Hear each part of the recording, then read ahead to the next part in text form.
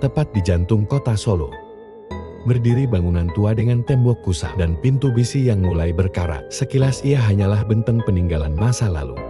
Tapi bagi yang tahu, benteng ini menyimpan luka sejarah dan kabar dari mereka yang belum bisa pergi. Inilah benteng Vastenburg, benteng penjajahan, benteng penderitaan, benteng yang tak pernah benar-benar kosong. Benteng Vastenburg dibangun oleh pemerintah Hindia Belanda pada tahun 1745 pada masa kekuasaan Gubernur Jenderal Baron van Imhoff. Awalnya benteng ini diberi nama De Grootmoedigheid, yang artinya kemurahan hati. Namun kemudian berganti nama menjadi Vastenburg, yang bisa diartikan sebagai benteng yang tekun. Tujuannya jelas, mengontrol dan mengawasi aktivitas Keraton Surakarta. Sebab meski keraton diakui, Belanda tetap ingin menjaga dominasi militer dan politik di wilayah tersebut. Benteng ini menjadi markas besar pasukan kolonial Belanda. Di dalamnya terdapat barak, gudang senjata, penjara bawah tanah, bahkan tempat eksekusi. Tak banyak yang tahu, di balik dinding tebal bintang ini, banyak pejuang lokal yang disiksa, dipenjara bahkan dibunuh. Darah pernah membasahi lantai-lantainya. Jeritan pernah bergema dari ruang bawah tanah yang kini terkunci rapat. Seiring waktu, fungsi benteng Inem berpindah-pindah. Pernah jadi markas tentara Jepang saat penjajahan. Pernah dijadikan asrama lalu lama terbengkalai. Tapi ketika malam tiba, benteng ini seperti hidup kembali. Banyak penjaga dan warga sekitar yang pernah melihat bayangan tentara Belanda berseragam lengkap mondar-mandir di halaman tengah. Ada pula yang melihat wanita Belanda menangis di dekat jendela lantai 2 meski bangunan itu sudah lama kosong. Seorang satpam pernah bercerita, saat ia ronda malam, ia mendengar suara barisan kaki berderap serempak seperti parad militer. Padahal ia sedang sendirian.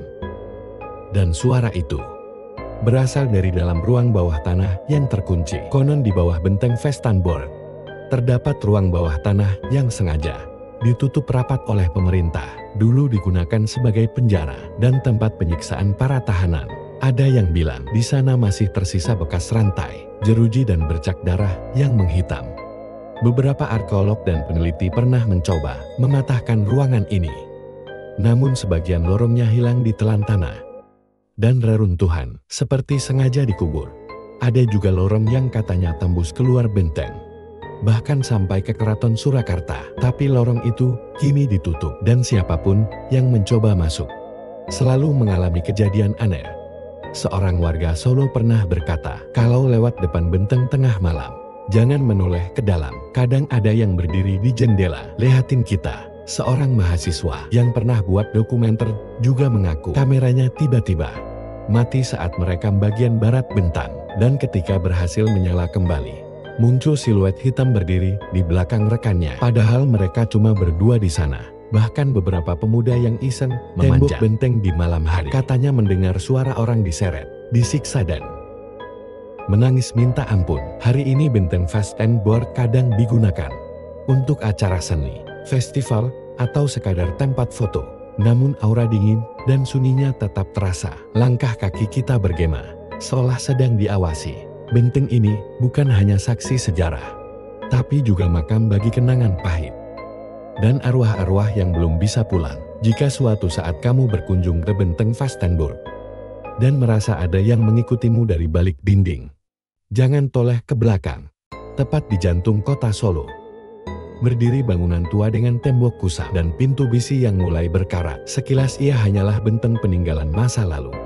Tapi bagi yang tahu, benteng ini menyimpan luka sejarah dan kabar dari mereka yang belum bisa pergi. Inilah benteng Vastenburg, benteng penjajahan, benteng penderitaan, benteng yang tak pernah benar-benar kosong. Benteng Vastenburg dibangun oleh pemerintah Hindia Belanda pada tahun 1745 pada masa kekuasaan Gubernur Jenderal Baron van Imhoff. Awalnya benteng ini diberi nama De Grootmoedigheid, yang artinya kemurahan hati. Namun kemudian berganti nama menjadi Vastenburg, yang bisa diartikan sebagai benteng yang tekun. Tujuannya jelas, mengontrol dan mengawasi aktivitas Keraton Surakarta. Sebab meski keraton diakui, Belanda tetap ingin menjaga dominasi militer dan politik di wilayah tersebut. Benteng ini menjadi markas besar pasukan kolonial Belanda. Di dalamnya terdapat barak, gudang senjata, penjara bawah tanah, bahkan tempat eksekusi. Tak banyak yang tahu, di balik dinding tebal bintang ini, banyak pejuang lokal yang disiksa, dipenjara bahkan dibunuh.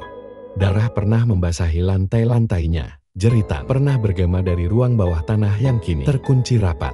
Seiring waktu, fungsi benteng Inem berpindah-pindah, pernah jadi markas tentara Jepang saat penjajahan, pernah dijadikan asrama TNI, lalu lama terbengkalai.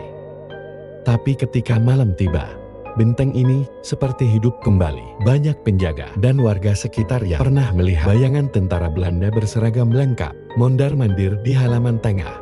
Ada pula yang melihat wanita Belanda menangis di dekat jendela lantai 2, meski bangunan itu sudah lama kosong.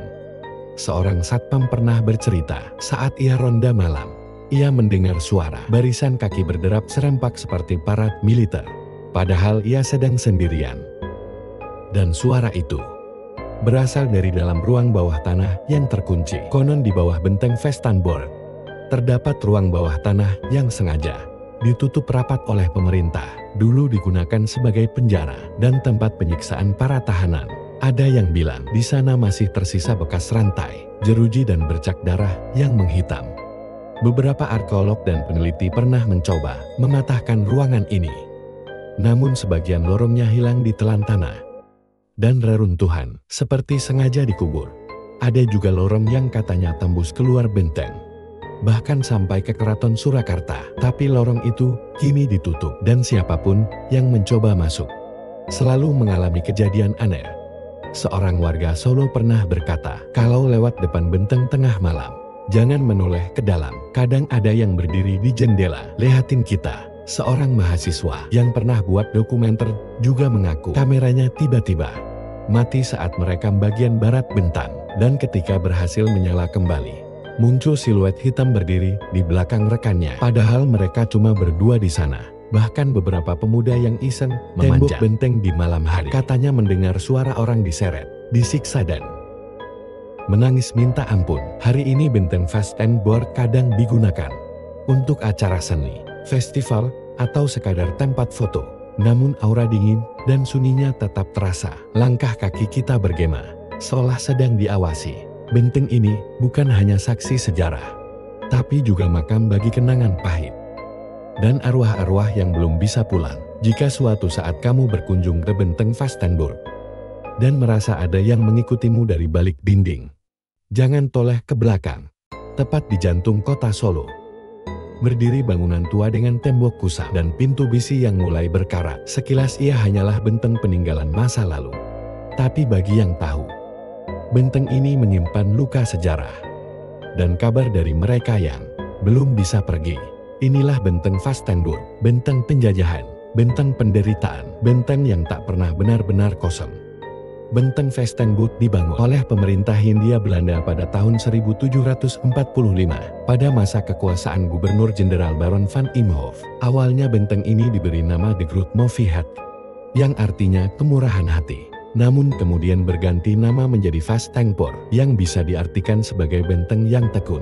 Tujuannya jelas, mengontrol dan mengawasi aktivitas Keraton Surakarta. Sebab meski keraton diakui, Belanda tetap ingin menjaga dominasi militer dan politik di wilayah tersebut. Benteng ini menjadi markas besar pasukan kolonial Belanda. Di dalamnya terdapat barak, gudang senjata, penjara